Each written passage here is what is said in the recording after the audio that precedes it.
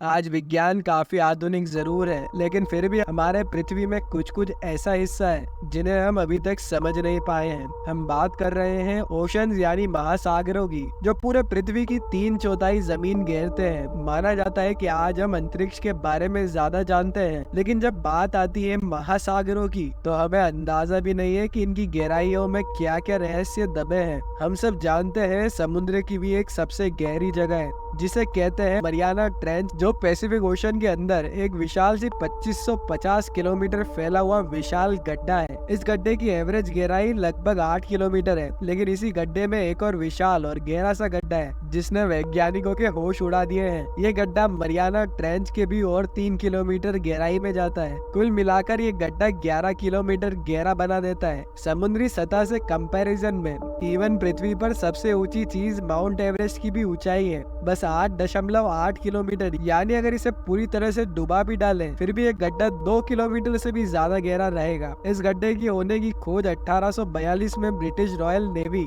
HMS challenger ने सबसे पहले की थी और इसी वजह से इसका नाम चैलेंजर डीप रखा गया। तब से लेकर 23 जनवरी 1960 तक इस गड्ढे ने वैज्ञानिकों को चैन से बैठने नहीं दिया। आप भी इमेजिन कर सकते हो, इतना गहरा गड्ढा, ना जाने यहाँ किस किस किस्म के जीव होंगे, लेकिन इन्हें खोज कर पाना ऐसी जगह में कोई आसान काम नहीं है। पर 1960 में लेफ्टिनेंट डॉन वॉल्श और जैक पिकर्ड ने यही करने का साहस दिखाया और एक अंडरग्राउंड सबमरीन में इस गहराई में जीवों की तलाश पे निकल चले। 5 घंटे लगातार अपने सबमरीन में नीचे का सफर करने के बाद वो आखिर नीचे पहुंचे और जैसी आप कल्पना कर सकते हो वहाँ एकदम अंधेरा था। ये दो रिसर्चर्स अपनी तहकीकात में लग गए और नीचे इन्हें इतने विचित्र प्रजातियों के जीव दिखे जिसने ये निश्चित कर दिया कि समुद्र के 11 किलोमीटर नीचे भी जीवन है, और वो भी सतह से बिल्कुल विचित्र। पर ये मेन बात नहीं थी। जैक पिकर्ड की ऑब्जर्वेशन डायरी में लिखा पाया गया कि जब वो नीचे थे तो वो कुछ बहुत ही अजीब सी चीज के गवाह बने। उनके ऑब्जर्वेशन पॉटहोल से देखी गई एक विशाल सी विचित्र चीज जो जॉन का पीछा कर रही थी, लेकिन कुछ समय पीछा करने के बाद वो वहाँ से अपने आप ही निकल गई। वो दोनों बहुत ही घबराए हुए थे। अगर वो विशाल सी चीज गलती से भी उनसे टकरा जाती और उनका बैटरी स्केप टूट जाता तो समुद्र की 11 किलोमीटर अंधेरी गहराई में ही, जहाँ प्रेशर सतह से 1000 गुना ज्यादा होता है, उनका टिकना नामुमकिन हो जाता। और वैसे ये रिसर्चर्स का क्रू ट्रेंच के अंडरग्राउंड पहाड़ों से भी दूर था,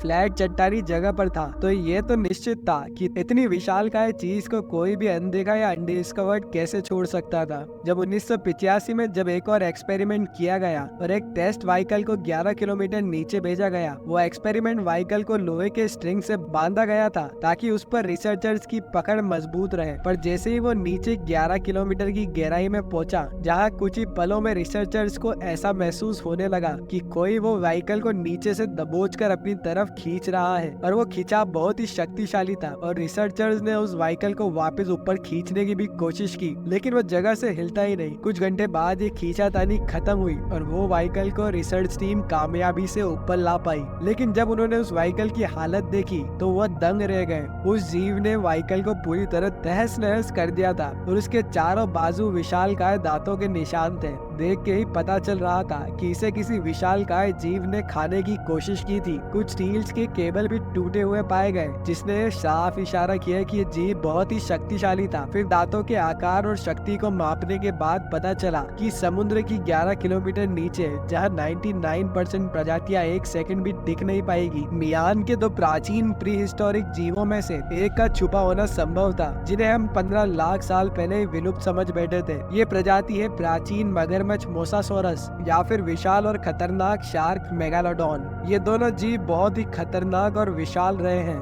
आज की ग्रेट व्हाइट शार्क से एटलीस्ट 3 से 4 गुना और करीब 50 गुना ज्यादा शक्तिशाली भी। पर क्या ये सच में जिंदा है? तो दोस्तों, साइंटिस्ट इस जवाब का पूरे यकीन से जवाब तो नहीं दे सकते, क्योंकि ये जीव को दोबारा कभी नहीं देखा गया और इतने विशाल जीवों का पानी के 11 किलोमीटर अंदर हो पाना वैज्ञानिक दृष्टिकोण से संभव नहीं है, क्योंकि ये जानवर प्रेशर का सामना नहीं कर पाएंगे और छोटे जीवों को खाकर जिंदा भी नहीं रह पाएंगे। लेकिन ये भी हो सकता है कि वो जीव वहाँ भटक गया था या ऐसा ही कुछ पलों के लिए सैर करने आया था। ये रहस्य अभी के लिए फाइलों में दबा दिया गया है। असल सच्चाई जानने के लिए हमें कुछ साल और रुकना पड़ेगा, पर यही सिर्फ ऐसा रहस्य नहीं है जो साइंटिस्ट को परेशान कर रहा है। इनफैक्ट ये तो फिर भी संभव है, पर जो घटना 1977 में हुई थी पैसिफिक ओशन में, उसने तो वैज्ञानिकों के होश उड़ा दिए थे। NOAA यानी national oceanic and atmospheric administration ने समुद्र के नीचे से आती हुई ऐसी आवाज की फ्रीक्वेंसी रिकॉर्ड की थी जो किसी जीव की आवाज जैसी लग रही थी, लेकिन ये आवाज कोई आम जीव की नहीं थी। ऑलमोस्ट 6000 किलोमीटर की दूर की आवाज की फ्रीक्वेंसी सफर करके अंडर वाटर माइक्रोफोन्स तक पहुंची थी, जिसे यकीन कर पाना नामुमकिन था। यह आवाज कुछ इस तरह से सुनाई दी थी।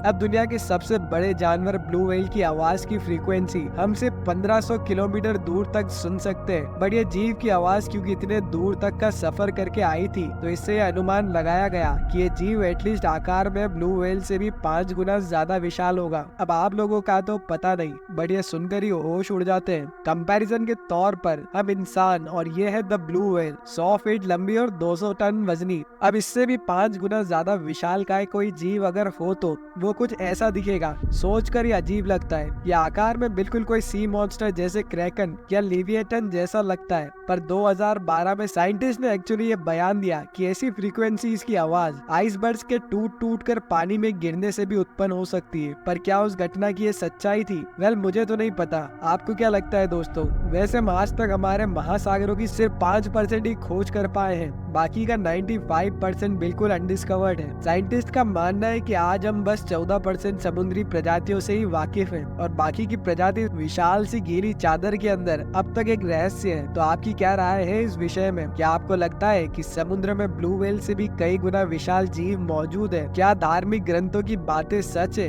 कमेंट जरूर करना, नीचे हम जानना चाहेंगे। अगर आपको ये वीडियो पसंद आई हो तो इसे लाइक और शेयर करना मत भूलिएगा और ऐसी वीडियोस के लिए हमारे चैनल को सब्सक्राइब करें। मिलते हैं फिर किसी अगली वीडियो में, तब तक के लिए बाय दोस्तों।